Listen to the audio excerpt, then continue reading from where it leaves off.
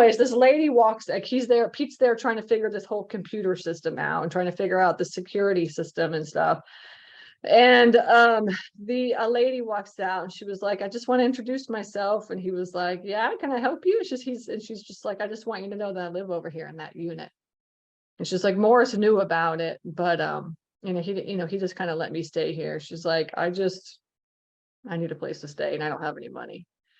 And so they talked for a little while. She told the story how she was like used to be into drugs, and then she got off drugs and she got like thrown in jail a couple of times and stuff. And she's just like had this horrible life and stuff. So she's just like, I know I'm gonna have to get out of here, but she's like, I just want to ask if you could just give me some time. So she was like totally honest about it, right? Which was nice. And so my husband was like, okay, this is the deal. He's like, here is a roll of trash bags. Here are some gloves. And he said, you can stay here, you can stay here for a little while if you need to. You're going to have to get out, just so you know. But in the meantime, you have to earn your keep.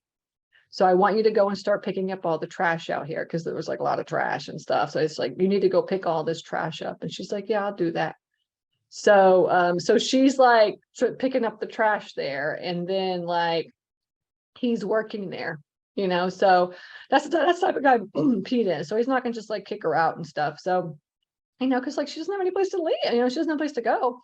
So yeah, so she's gonna pick up all the trash and stuff and earn her keep while she's staying there. And she said that, by the end of the month, she'll try to find some place to get out. She said, and he said, if you pick up all this trash, I'll help you find a place to live. I'll help you to move into another place and stuff. And she was just like so thankful and everything.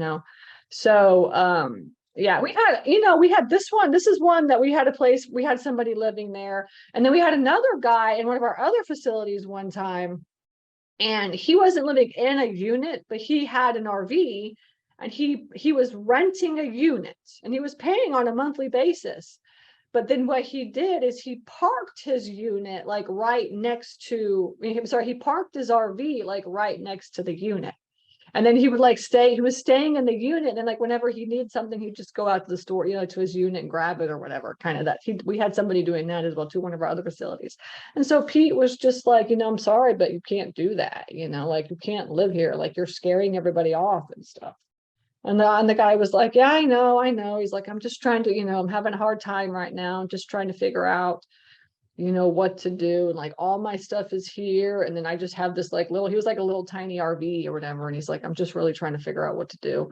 And he was like, I'll give you like a couple of days and stuff, but like, you can't stay here, And so then eventually he like left, and like, I guess found some place to stay, So that was another time that we had somebody not really living in the facility, but like, kind of sort of doing that. So, and Pete's the type of person that he just knows that, people are real and, they're human and they're only really trying to make it. The truth is we're all trying to make it, right? We're all just trying to make it, so he's working with this lady at this facility, and we'll see how it goes, or whatever. But, we'll try to maybe help her, find a place to stay, I guess is what we're going to do. He's like, I'm going to have to help her find some place to stay. I was like, I don't know what to do, but that's really the only thing we can do, because she doesn't have any place to go. So what would you guys do in that scenario? Would you guys help him out or kick him out or call the cops, or what would you do? And, it doesn't really happen a lot. I mean, we've had, storage facilities for, for almost 6 years now.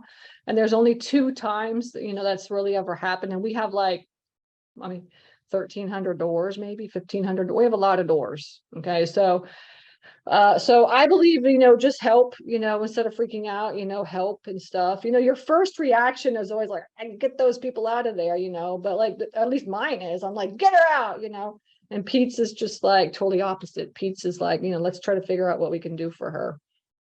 All right. So, yeah, so that's what Pete's doing. He's been from Tuesday until today. He's been trying to really get this facility going, up and running and stuff, and working hard at getting that done. And then one of our other facilities, which is in Atlanta. So we have 4 facilities in Atlanta, because that's where we started out. And one of our facilities, It's in Fayetteville, Georgia, which is a suburb of Atlanta. We got like last year, right around this time, we got the facility repaved, because we actually park in that facility, we park big rigs.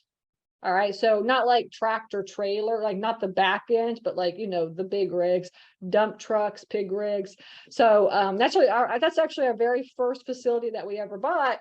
And I went over this deal last week, if you guys weren't there or not. So we parked like big rigs and stuff. So we got the whole thing paved. And then he was there this past week because in like one section we have like some like not paved, but it's gravel, which is where a lot of the dump trucks and stuff park, because they tear a lot of the area up. And so we graveled it and stuff. So he was there really kind of managing that and kind of getting it done, because we're going to be selling that. We're going to be selling those 4 facilities. We bought maybe, 5 or 6 years ago, we bought all 4 of those facilities. And we're going to sell those as a portfolio. We're going to list them in January. And that's primary market, because you have primary, which is like obviously Atlanta and the suburbs. And then you have secondary market, which would be maybe like outside of the Atlanta market, like maybe, not like the suburbs of Atlanta, but maybe outside of Atlanta, or, a small like Macon or Augusta. Those would really be considered maybe like, secondary markets. And then you have the tertiary market, which is the country. And so we've bought in primary, secondary, and tertiary markets. The first ones that we bought were the suburbs of Atlanta, because that's where we lived, right? So I basically drove for storage for the first couple of years that we were doing this. I drove around and talked to all the owners in the area, and we ended up buying 4 of them. And so those have all been stabilized, and we've owned those for anywhere from 3 to 5 years now. And so we're in the process of selling those. And I got private lenders to lend me the money for those, right? So just straight debt. And so all those notes are coming due. So I could either refi those out and hold on to those, or I could sell them. What we're going to do is we're going to sell those, 1031 exchange them into something for next year. So I really want to have cash for next year. And also those were kind of like smaller facilities. They're like maybe 60 to 80 units, or no, 60 to 100 units, let's say, something like that. And so we're like moving up to the 150 to 250 or something like this is what we're doing now. So we're kind of moving into the $1 million to $3 million range. And so we're not going like big or anything, but we're getting bigger. And so we're going to be selling those as a portfolio. Okay.